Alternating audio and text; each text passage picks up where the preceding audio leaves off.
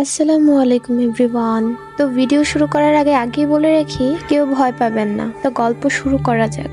কালকে রাত প্রায় 12টার সময় আমার ঘুম আসছিল না, তো আমি একা একা হাঁটতে বের হয়েছিলাম। তো তখন রাস্তায় একটা মেয়েকে দেখতে পেলাম।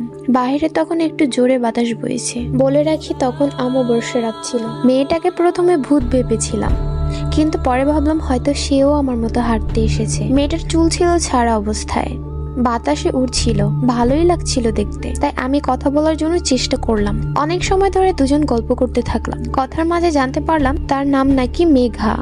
আমি তাকে বলে উঠলাম, আচ্ছা তুমি এত রাতে হাঁটতে বের হয়েছো কেন?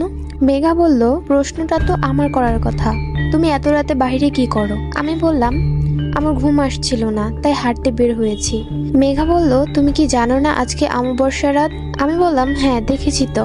মেঘা বলল, আচ্ছা তোমার কি ভয় লাগে না? আমি বললাম, কেন লাগবে? মেঘা বলল, এখন যদি কোনো ভূত এসে তোমার গলা টিপে ধরে?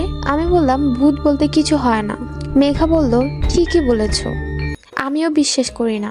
দেখো, আমি তো কবেই মারা গিয়েছি, কই ভূত এসে তো আমাকে কখনো ভয় দেখালো না। আমি বললাম, মানে? মেঘা কিছু না বলেই উধাও হয়ে গেল। কি হলো ব্যাপারটা? কিছুই বুঝতে পারলাম না। আপনারা বুঝে থাকলে অবশ্যই কমেন্টে জানাবেন।